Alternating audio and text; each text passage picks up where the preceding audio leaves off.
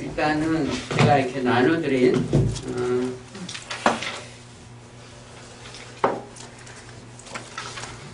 지지난주인가요? 우리 그 오리엔테이션 할 때 나눠드리려고 했었는데 다들 바쁘시고 해서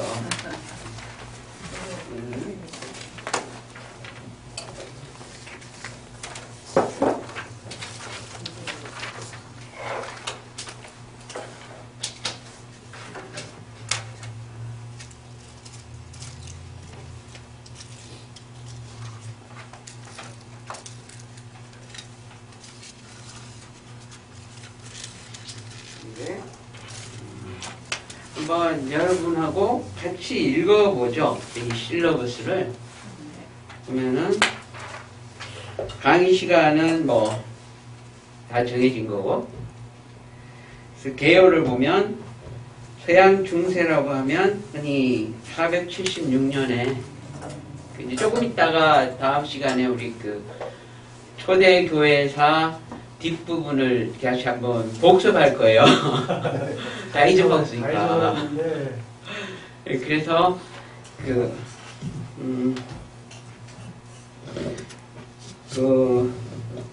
476년이라는 거는 우리가 흔히 알기로 어떤 답이 나와 있구나.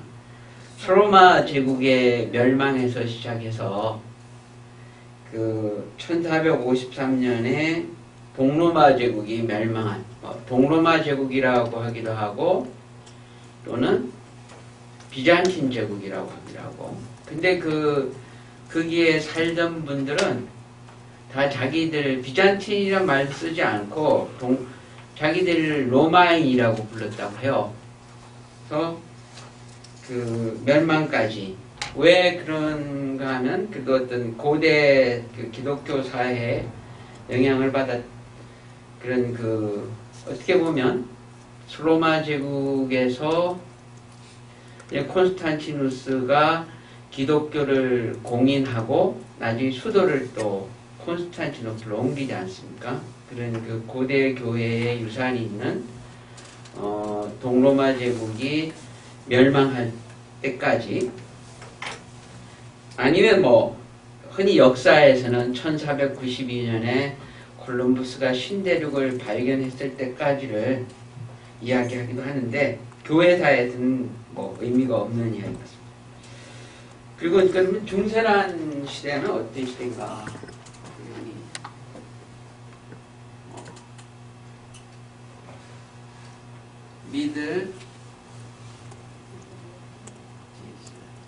미디벌 에이지.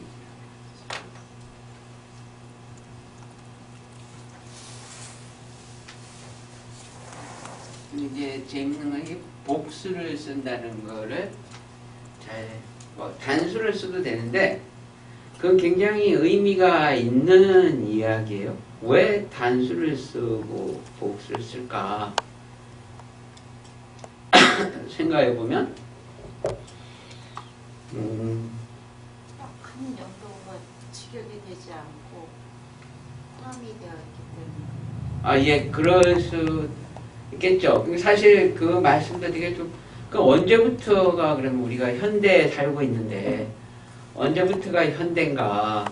그것도 재밌는 이야기죠. 476년에 로마 제국이 멸망했을 때, 흔히 이제 그 게르만족의 장군이었던 오도아케르가 이제 그 더 이상 로마의 그 정통 그 가문에서 황제를 뽑지 않고, 그런데 그 당시에 그러면 로마가 멸망했다고 우리는 역사가들은 그렇게 알고 있지만, 그 당시 사람들은 이 제국이 멸망했다 이렇게 생각은 또 안 했다는 거죠. 마찬가지로 우리가 현대에 살고 있지만 뭐 1950년 1월 1일부터 현대다 이런 건 아니죠. 근데 이제 자꾸 지내고 보니까 어느 어떤 사건을 계기로 해서 뭔가 사람들의 생각도 바뀌고 어떤 사상도 바뀌고 정치도 바뀌니까 역사가들이 어떤 편의상 이때까지로만 하자 한 거죠. 그것도 되게 의미 있는 이야기고, 또 한편으로는 사람들이 생각하는 어떤 중세가 여러 가지가 있을 수 있죠. 그러니까 뭐, 요 밑에 보면 나오는 것처럼, 르네상스기 그 중세란 말은 르네상스기의 페트라르카가 부른 대로 중세는 암흑시대를 여겨질 때가 굉장히 많지 않습니까? 페트라르카라는 사람이 봤을 때는 페트라르카는 기독교 아주 복음적인 사람은 아니죠. 굉장히 당시에 기독교 사회의 어두운 면이나 이런 것들을 많이 드러내는 그랬고, 또 르네상스기 사람들이 대부분 우리 흔히 르네상스, 어떤 고대 문명이나 그리스 롬, 이런 시대로 돌아가자는 그런 고대 문명을 어떤 주장이 어떤 복귀, 그러니까 르네상스라는 말 자체가 부활이라는 뜻이거든요. 원래는 프랑스 말로.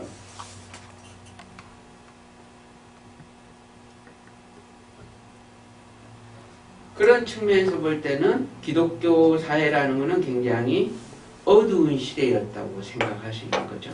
굉장히. 그리고 우리는 그런 또 역사관에 중학교나 고등학교 때 이렇게 공부할 때 보면 중세는 암흑시대, 신학이 최고였던 시대, 이런 식의 배우는데, 그렇지만 과연 그렇게 암흑시대로 여겨졌던 중세도 있고, 그리고 우리가 조금 더 이렇게 가까이서 조금 더 자세하게 살펴보면 굉장히 새로운 중세의 모습이 나타나기도 한다는 거죠. 그러니까 그런 면에서 꼭 중세는 미들 에이지즈라고 해서, 특히 요즘 역사학을 한 사람들한테는 또 중세가 굉장히 인기가 있는 시대가 되어버렸어요. 그래서 중세에 책도 엄청 많이 나오고 있잖아요. 그래서 중세의 어떤 다양한 시각으로 바라볼 수 있는 시대라는 점에서 이렇게 복수를 쓴다고 볼 수 있는 거죠. 그래서 그리고 또 제가 쓴 대로 많은 개신교도들은 종교개혁을 한 타락과 부패의 문제의식으로만 이렇게 보기도 하죠. 그래서 흔히 중세 말에 흑사병이 돌고, 또 중세 교황권은 타락할 대로 타락했고, 그런 것 때문에 루트가 종교개혁을 했다 해서 어떤 중세의 그런 어두운 면만을 굉장히 많이 부각시키고, 또 그런 측면에서 보는 거죠. 그러나 그래서 마치 종교개혁이 있기 위해서만 존재했던 시기로 여긴다는 것이다. 그러나 서양 중세는 말 그대로 중간에 낀 시기도 사실 굉장히 왜냐하면 473년에서 73에서 40, 거의 1000년에 이르는 기간이지 않습니까? 1000년에 이르는 기간. 그리고 흔히 프랑스의 유명한 중세사학자인 자크 르고프라고 하는 사람이 있는데, 이 사람은 중세가 아무리 지났어도 사람들의 어떤 심성이나 생각이나 서양에서의 그 사람과는 거의 19세기까지도 사실 서양은 중세나 다름없었다는 그런 이야기까지 해요. 그러나 이제 그거는 너무 이렇게 나간 주장이고, 이렇게 본다면 1000년 동안이라고 하는 긴 시간이죠. 그래서 암흑시대도 아니라 그 독자적인 의미와 오늘날도 여전히 어떤 필요한 그런 질문들이 있죠. 그래서 우리가 흔히 신학에서 볼 때도 요즘 계속해서 내려오는 여러 가지 문제들을 가지고 있지 않습니까? 우리가 지난 시간에 니케아 종교 공의회를 이야기했지만, 그 니케아 공의회에서 나왔던 신조가 서양의 특히 서유럽에서는 이미 성령이 필리오케라고도 하고 내가 라틴을 그럴 때 필리오크베라고 해석을 해야 돼. 이렇게 돼야 할 것 같은데 그러니까 여러 가지 논쟁이죠. 첫 번째, 두 번째. 그러니까 성령이 하나님으로부터만 나온다고 하는 그런 그 니케아 종교회의의 그런 그 신조를 9세기 이후에 오면 이미 5, 6세기부터 또 서로마 쪽에서는 성령이 이렇게 말할게요. 급이 엑스파트레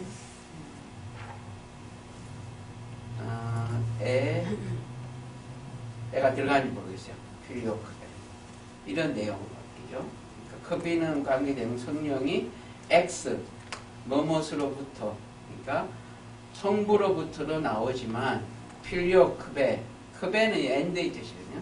and the son이라고 해서 그러니까 그 성자로부터도 나온다고 하는 이런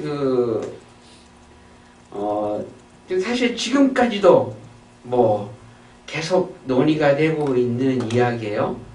이런 조항을 샤를마뉴라고 하는 그 대제가 왕이 그 니케아 신조의 내용을 바꿔버리죠.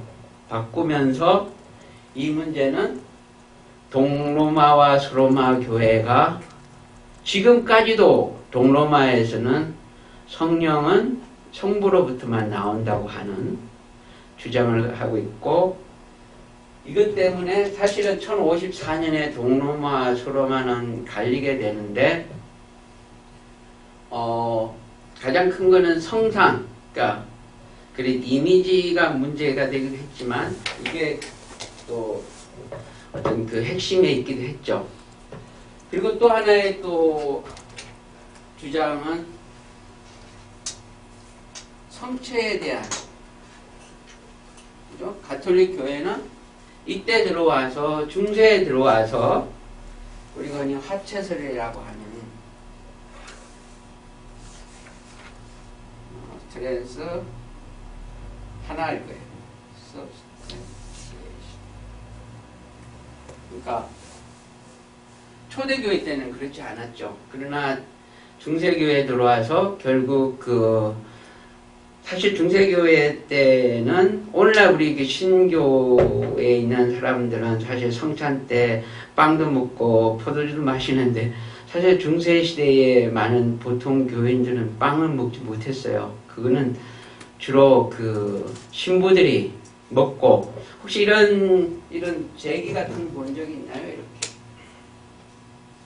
이렇게 돼가지고 나중에 한번 이렇게 해가지고 이 안에 빵을 넣어두고 일반 신자들은 사제들이 빵을 먹는 것만 보는 것만으로도 은혜가 돼서 결국 나중에 종교계 그러니까 결국 중세 내내 가톨릭 교회 내부의 아주 정통적인 사람들은 이런 화채설을 주장했지만 중세의 이단이라고 할 수 있거나 중세의 개혁적인 사람들은 하나의 상징적인 의미다 라고 말해서 결국 종교개혁계에 들어오면 루트는 칼빈이나 이 사이에도 약간의 애매한 이런 차이나 성체에 대한 그런 논쟁 이것도 중세에 시작됐던 거죠.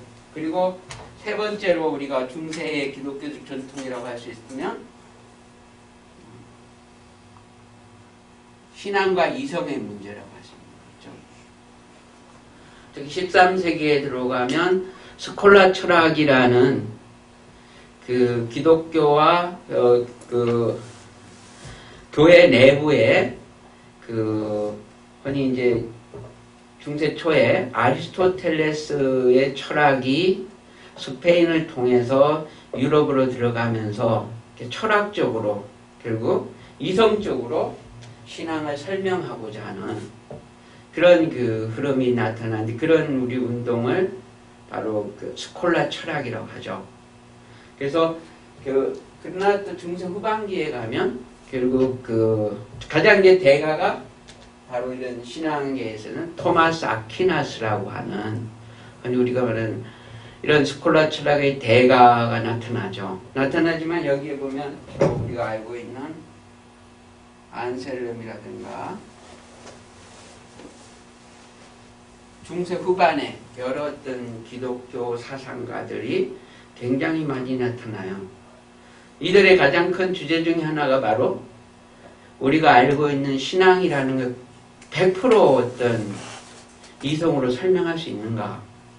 아니면 하나님을 아는 것은 단지 계시의 힘에 의하지 않으면 신앙은 이성이랑은 아무것도 아니라고 하는 그런 식의 이야기를 하죠. 그러면 이런 두 가지 주장이 부딪히면서 오늘날도 그렇죠? 신앙이 과연 정말 믿기에 아는가, 알기에 믿는가 하는 그 주장은 끝까지 지금도 뭐 계속 논의를 해도 끝이 없는 주장이야.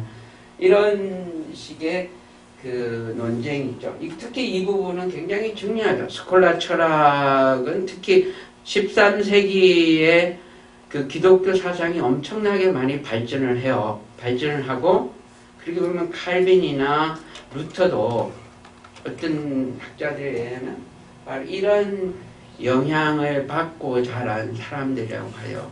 그렇게 본다면 굉장히 어떤 특히 뭐 가브리엘 비엘이라든가 또 한편으로 또 중세가 우리에게 가장 이렇게 남겨준 유산이 있다면, 그리고 지금도 진행되는 그런 게 있다면 바로